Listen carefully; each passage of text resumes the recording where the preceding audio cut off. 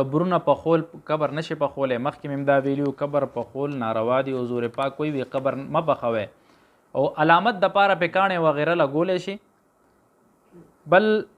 4 رکعاتو فرض مونځ کې یو سړی خطا شو، هغه اتحیاتو باندې کې نه ناستو په 4 رکعات کې 5 رکعات ته ودرېدو. د څه حکم دی؟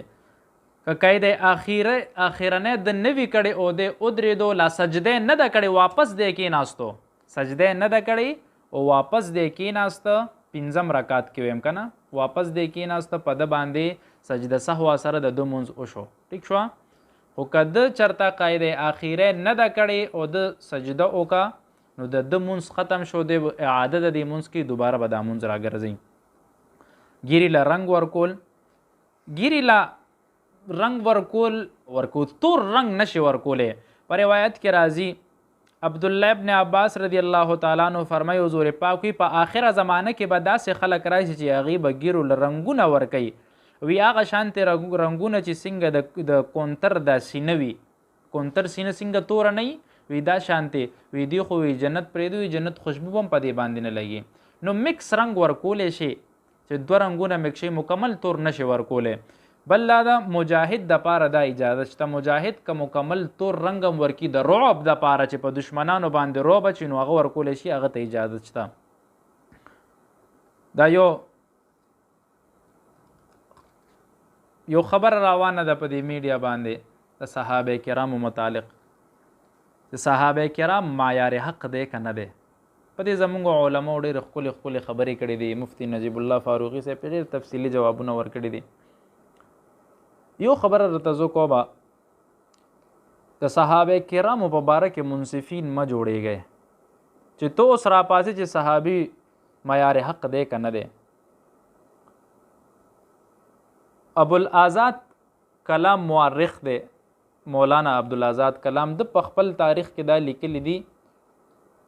وی حضور پاک صاحب وحی یادی وی هغه معیار حق اصل دی، وی صحابه د تابع دي. ټیک خبره ده، اصل حضور پاک دی، خو صحابو ته مقام د حضور پاک د صحبت د وجه نه ملو شوی دی. نبی کریم صلی الله علیه و آله وسلم داسې نږدې نیازبین ملګري چې د هغې وجې نه موږ ته دین کامل او اکمل لا رسېدلی دی، او د هغې حافظې چې حضور پاک په یو مجلس کې ناست دی صلی الله علیه و آله وسلم، نو هغه چې یو مجلس کې کینی نو هغې د حضور پاک د مجلس کیفیت هم بیانوي. او کله نبی کریم صلی الله علیه و آله وسلم په یو مجلس کې یو ادا کې هغه ادام بیانې دومره عرصې محفوظ کړي دي، او چې رب کریم فرمای محمد رسول الله والذین معه اشداء علی الکفار رحماء بینهم، چې تعریف الله تبارک و تعالی کې نو هغه به معیار حق نه چې رب وایي زه ترې ناراضي یم.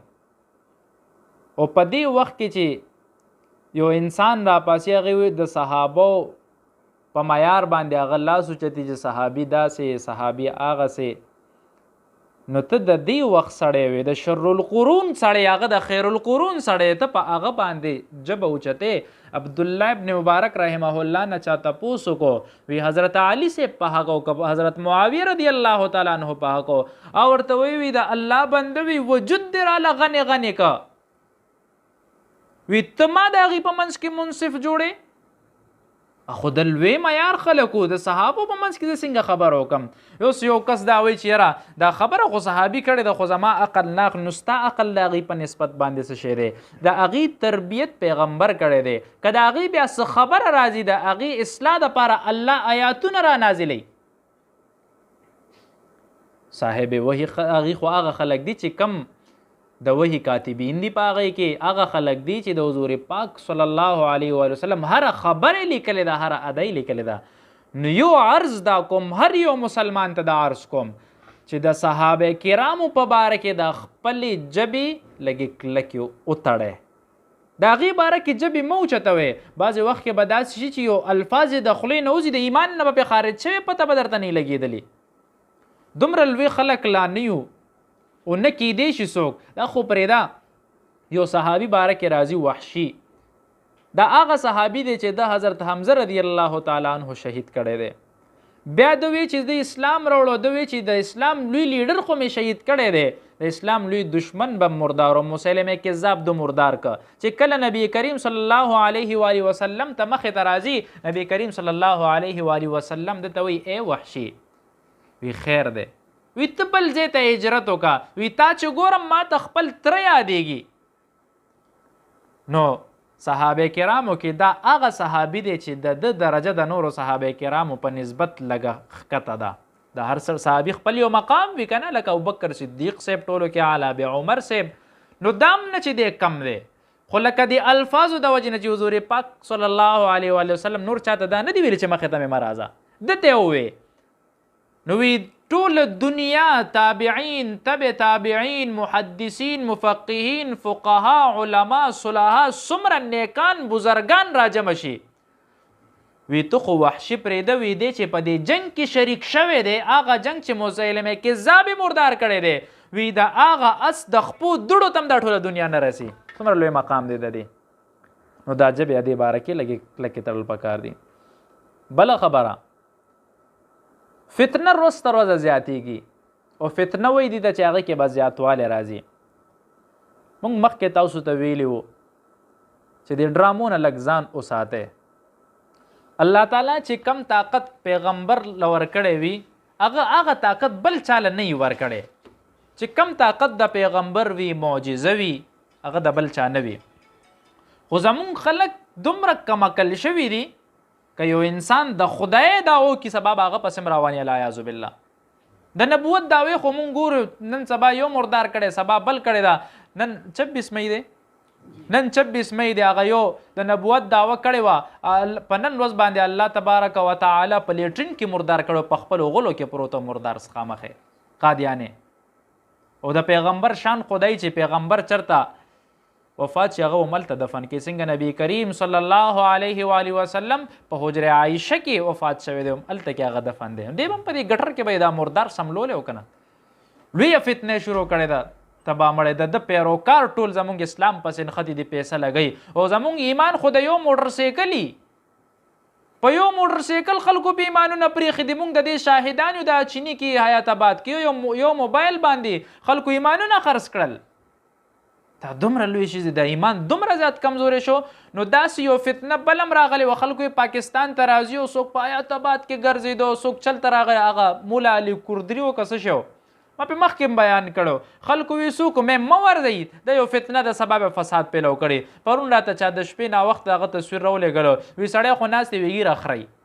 بیا راته سهار کس وي ږیره دی له خورلو وي دلته کینسر و نو مې کینسر و د کینسر مریضان خو مونږ په دې سترګو ډېر شی کتلی چې د هغې ویښته خو خپله پروزي او بیا که چېرته یو غوټه و نو هغه غوټې ځای به یې کټ کړی دا فتنه د فساد دی او خلک لګیا دي هغې پسې روانو پیل هم درته ویلو چې دې نه منې شئ کلم چې څوک داسې کس راځي داسې لوی د دعوې خبرې کې خپل د علماو سره کېنئ زه خو فخر کوم الحمدلله الحمدلله علماء حق سره ولاړ یو همیشه به ولاړ یو او ټول ورسره ودرېږئ د مرګ یېرې مه کوئ مرګ نه یارېږئ مرئ به نه څه ټول به مري وخت پوره دی چې کله وخت مقرر شي په هغه وخت باندې به مري نه هم د هغې نه مخکې څوک وجلی شي نه بعد کې هم څوک وجلی شي چې کله وخت مقرر شي نو دا د عزت مرګ دی چې په اسلام باندې قربانېږي د عزت مرګ دی د پیغمبر په ناموس باندې قربانېږي چې کله د ختمې نبوت خبره کېږي خو مضبوطه خبره کوئ مه یېرېږي د دې شیزونو نه رب هم مددګاره کېږي داسې خلک مې کتلي دي مرګرو ته مې اوس خبره کوله یو کس ما ته وی زما مرګرو وی په 220 سپیډ کې روانو په ګاډي کې کنټینر لاندې ورننوتم وی 4 کسان را سره مړو شو یو کال مې په کټ کې تیر کړی وي ټول اډو کې مې ماتو بیا سمدم ګرځېدو وي پوره مې نه وي الله راله ژوند راکړه نو د دې فتنو نه ځان وساتئ دې فساد نه او هر وخت په دې حالت کې اوسئ چې مرګ ته تیار یې ګورئ چې داسې په حالت کې را باندې مرګ راغی او مونږ تیار نه یو الله بس جواب ورکو زما محترمو